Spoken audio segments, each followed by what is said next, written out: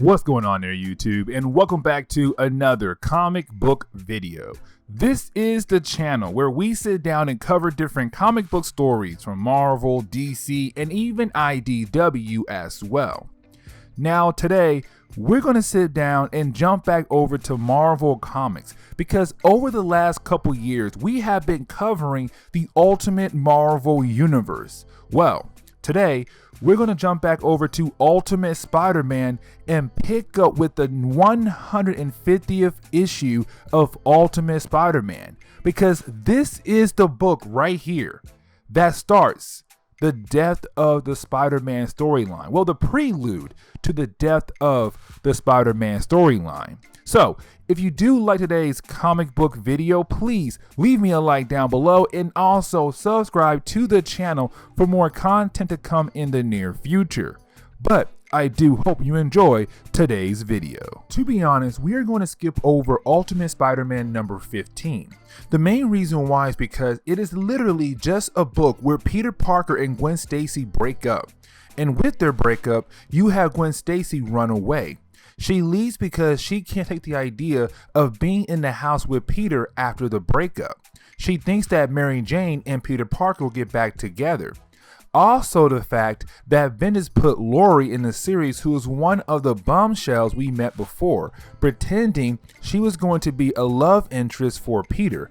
Honestly, barely anything happened in that book, and so we are going to skip over that book completely. But getting into the 150 issue of Ultimate Spider-Man, we see Spider-Man fighting against the Ringer. We met the Ringer before, and Bendis used him like he used the Shocker, somebody for Spider-Man to fight to help get to the main point of the story. And so not really an important character, because after Spider-Man is able to defeat the Ringer, he sees that his battle with the Ringer has done a lot of damage to the city.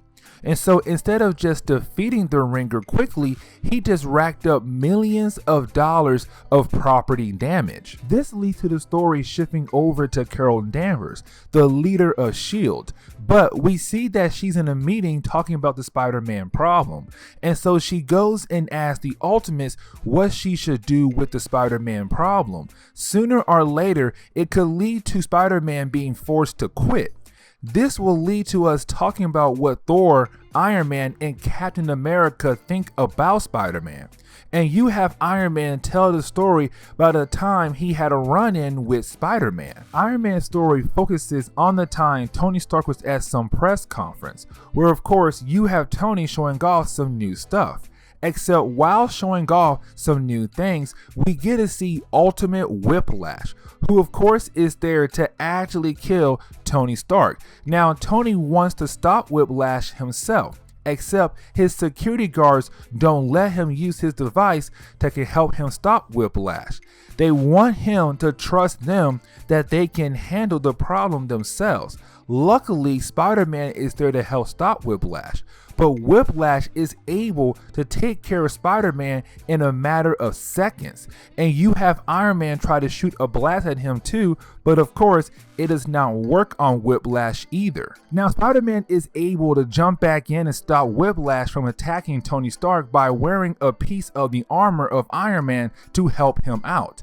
This leads into the conversation that Tony and Spider-Man had right after the fight, talking about a certain piece of the armor that is so high tech, it's impressive to Iron Man that Spider-Man knows about this certain piece.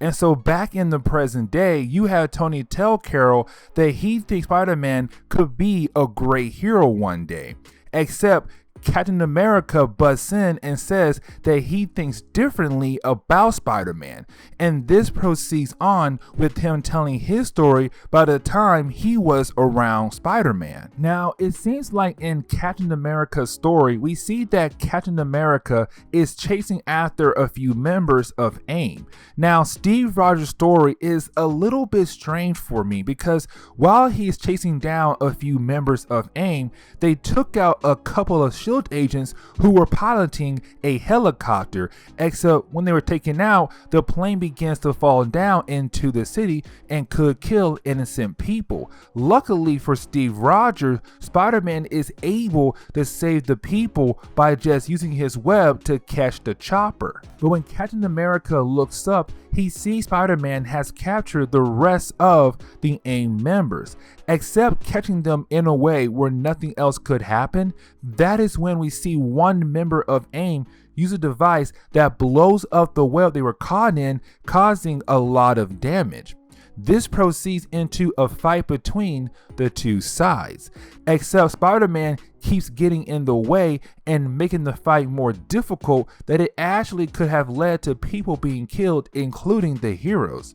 And so to Steve Rogers, Spider-Man is just a big idiot. And so to Captain America, Peter should be grounded, and when he is old enough, he can come back as Spider-Man and get some training from them. But now it is time for Thor to tell his story. Thor's story is a little bit quick because it focuses on Peter being at a museum where, of course, there is this artifact that should not be on Earth, where basically if anyone grabs it, it can turn that person into a Mangog, this powerful monster, but a character who has not been seen since Ultimate Marvel team-up named Xandu, who is this powerful wizard, grabs it and turns into Mangog.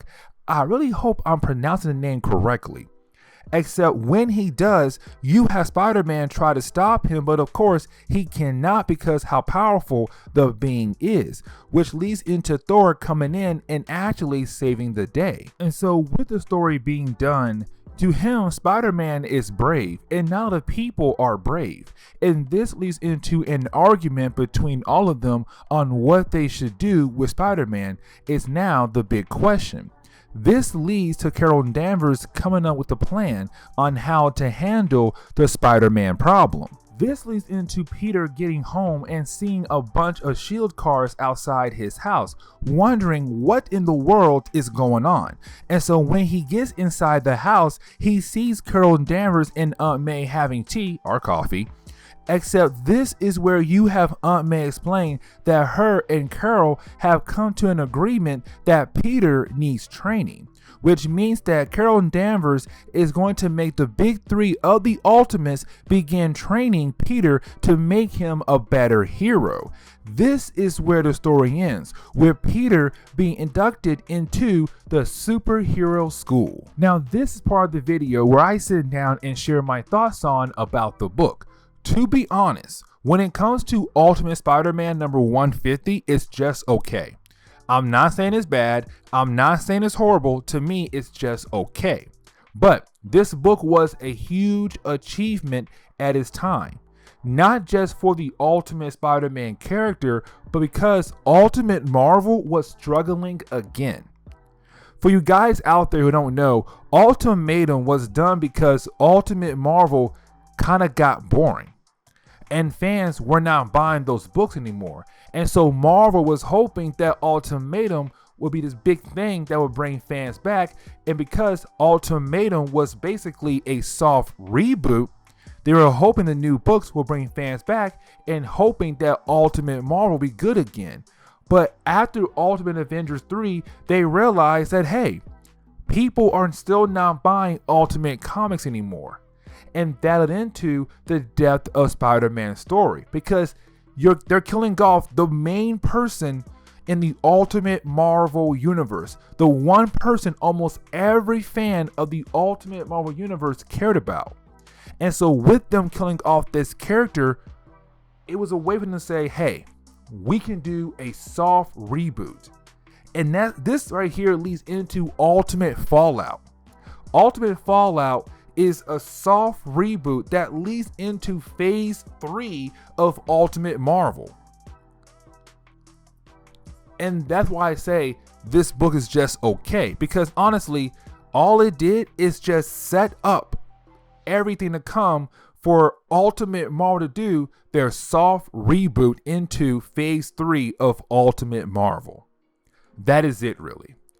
But anyways, y'all, Please leave me a like down below and also subscribe to the channel for more content to come in the near future. Also, any suggestions on books I should read, well, please let me know in the comments below, because you never know, your suggestion could be a future video down the road.